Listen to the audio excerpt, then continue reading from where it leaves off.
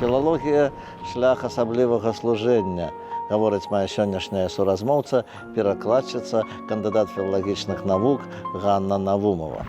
Актуальныя праблемы сучаснасці, гісторыя, культура, родная мова і мастацкае слова. Пра гэта і не толькі пісьменнік і публіцыст Навум Гальперовіч гутарыць з таленавітымі людзьмі краіны.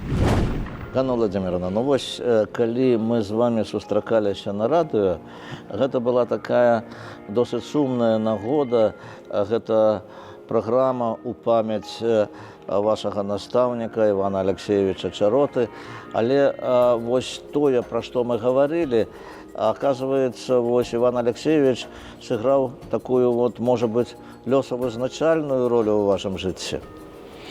Так, вядома, я свайму настаўніку ўдзячная больш за ўсё, і якраз вось на днях, рыхтуючыся да святаў, глядзела нейкі інтэрв'ю са спартсменамі, з чэмпіёнамі алімпійскімі, якія перамаглі на вельмі сур'ёзных спаборніцтвах у розных відах спорту. І я зразумела, што трэнер для спартсмена, для чалавека, які штосьці дасягае, гэта больш, чым проста чалавек, які вучыць канкрэтнаму майстэрству спартыўнаму ці, напрыклад, балетнаму.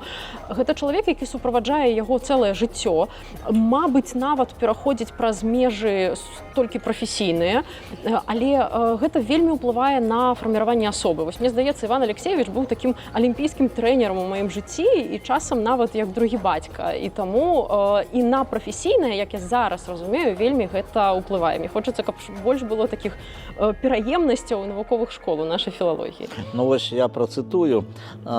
Мы ўдзячныя вучні прафесара даведаліся пра філалагічную справу з яго прац і плённага супрацоўніцтва з ім.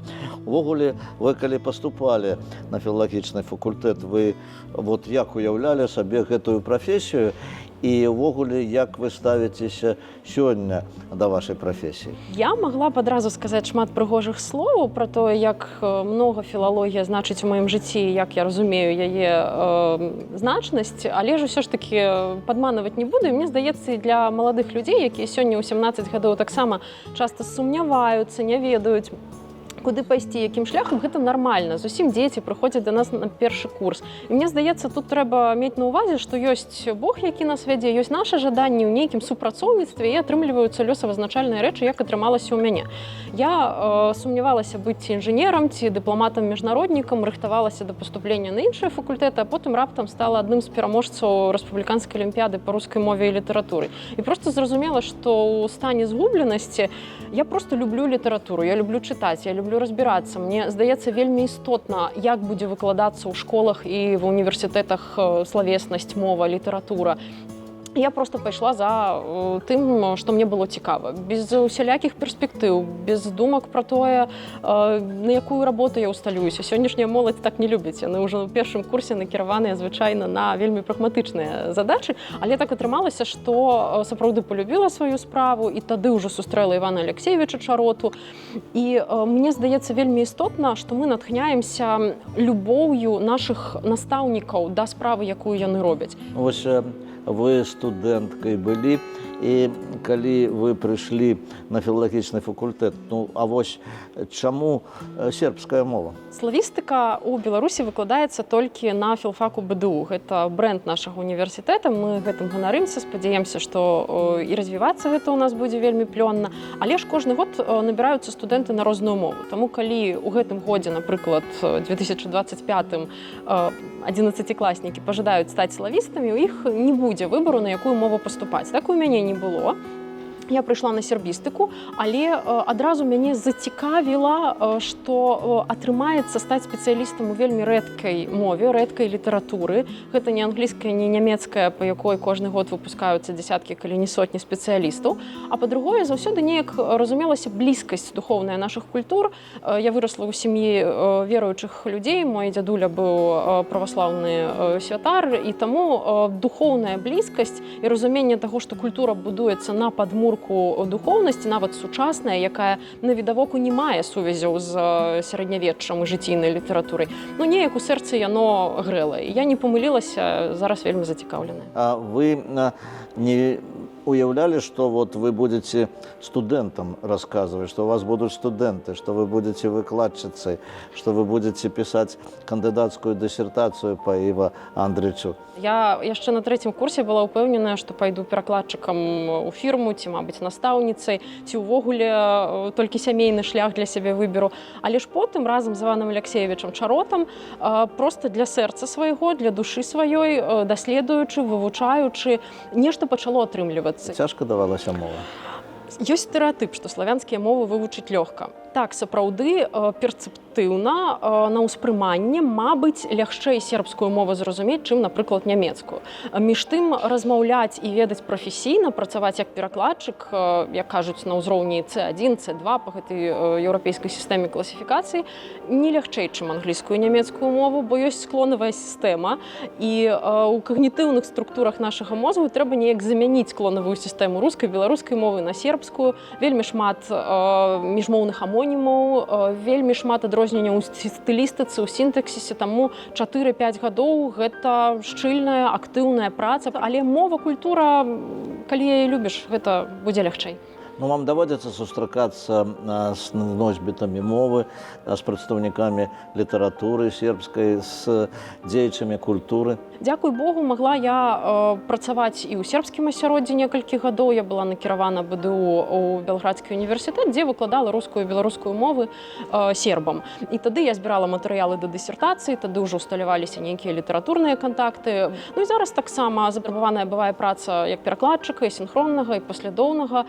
Таму трымаюся ў форме. І студэнтам кажу, што каб выкладаць, каб перакладаць, гэта як спорт. Калі мы 3 дні не былі ў форме, то ўжо сорамна будзе ўваходзіць у аўдыторыю да студэнтаў. Таму і практыка, і тэорыя стараемся балансаваць. Скажите, а вось першы пераклад якога мастацкага твору у вас адбыўся? Мне здаецца, Андрыч, бо Іва Андрыч – гэта сербскі нобелеўскі лаўрэат, якому была прысвечана моя кандыдацкая дысертацыя. І каб таксама заставацца ў матэрыі, перакладала выбраныя з яго афарыстычных запісаў знакі ўздоўж дарогі. Таксама перакладала яго нобелеўскую прамову. Насамрэч, гэта эсэ пра ўспрыняцце сваёй літаратуры ў сусветнай, у часопісе «Полымя» друкавалася. І яго эсэ пра перакладчыкаў, пра ролю перакладчыкаў у свеце, бо адзін з ключавых вобразаў творчасці Іва Андрыча – гэта мост.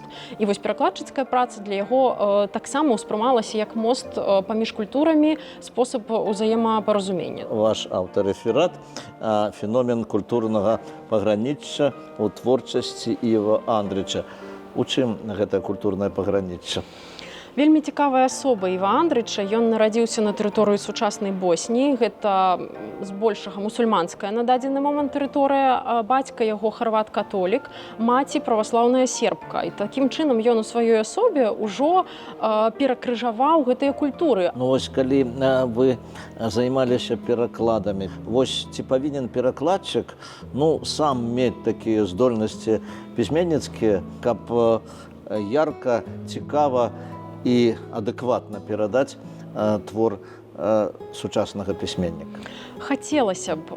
Вельмі люблю пераклады сербскай літаратуры на беларускую мову, якія рабілі нашы пісьменнікі, напрыклад, Ніл Семёнович Гілевіч. Гэта бачна, што сербская паэзія жыла асобнае жыццё. У сербаў нават ёсць асобная лексема. Прэвод – гэта звычайна такі тэхнічны ці афіцыйны, ці празаічны пераклад. А прэпев – перапець, пераспяваць – гэта ўжо датычыцца паэзіі. Таму, вядома, калі мы перакладаем паэзію, а ці можна яе ўвогуле перакласці, гэта рытарычнае пытанне. Хочацца, каб чалавек быў таленавіты. Я паэзію не пішу, я такі больш аналітык-тэарэтык. Мяне цікавяць міждысцыплінарныя праблемы ў літаратуры, у сувязі з культуралогіяй, сацыяльнымі навукамі.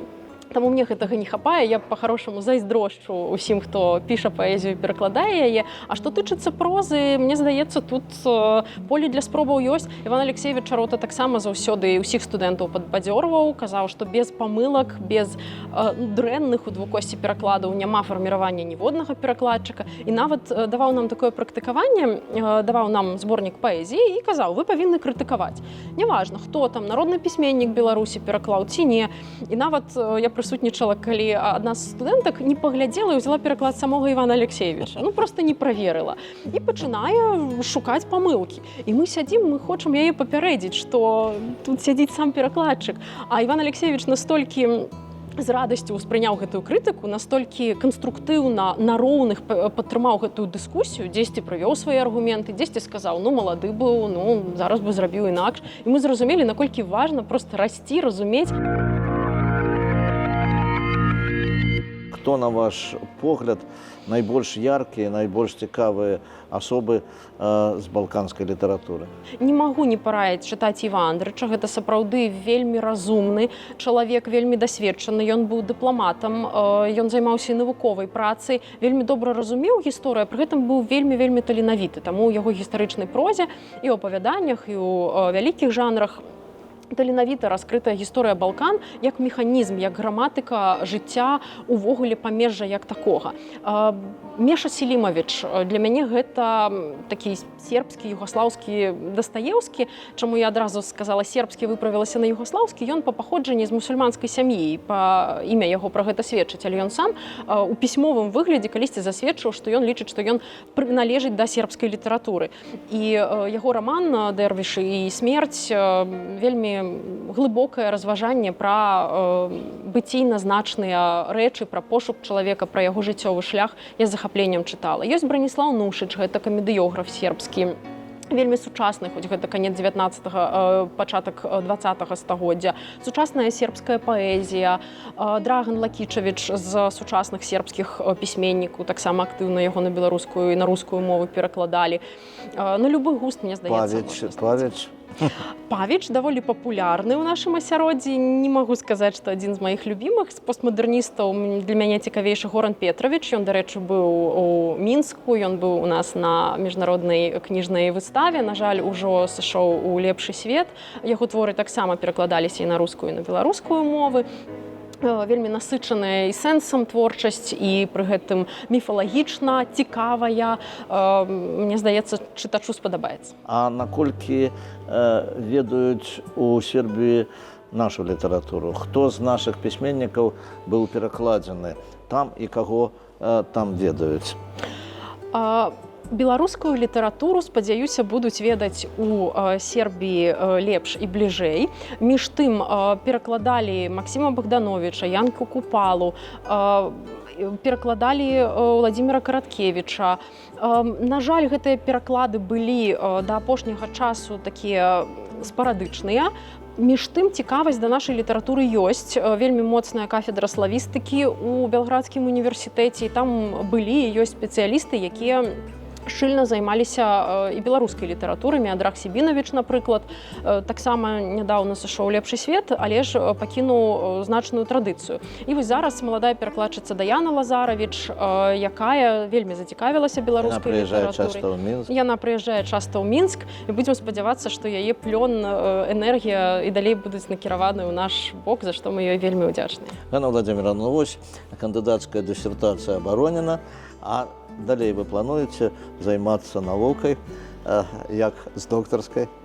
Гэтае пытанне я чую так часта, што саромеюся, калі павінна на яго адказваць. Як атрымаецца, між тым ёсць тэмы, якімі б я хацела заняцца. Зараз мяне больш за ўсё цікавіць тэмы Другой сусветнай вайны ў сербскай і беларускай літаратурах. Мне здаецца, тут ёсць перспектыва даследаванняў, таму што для нас тэма надзвычай актуальная, важная. Ну, вось вы з такой любов'ю сказалі пра сваю прафесію. І я ось, згадуючи тое, што вы расказвалі пра Івана Алексеевича, хочу попытаться, а як вам наша праграма? І я не пакрыўджуся, калі вы яе крытыкуеце таксама, як у свой час Іван Алексеевич. Мне здаецца, вельмі істотна, на якіх прыкладах расце новае пакаленне і ўвогуле, што мы ў медыапрасторы бачым і чуем. Матуля ў дзяцінстве ўключала мне інтэрв'ю з Майяй Плесецкай, з Гергіевым, з нейкімі выбітнымі людзьмі у сваіх сферах і ў літаратуры таксама. І мне здаецца, што вельмі важна нам знаёміцца з цікавымі людзьмі нашай краіны, і таму праз вашу перадачу я таксама даведваюся пра людзей, якія працуюць у музеях, бібліятэках, займаюцца творчасцю, навукай, гісторыяй, літаратурай, замкамі, паркамі, пра што мы б не даведаліся.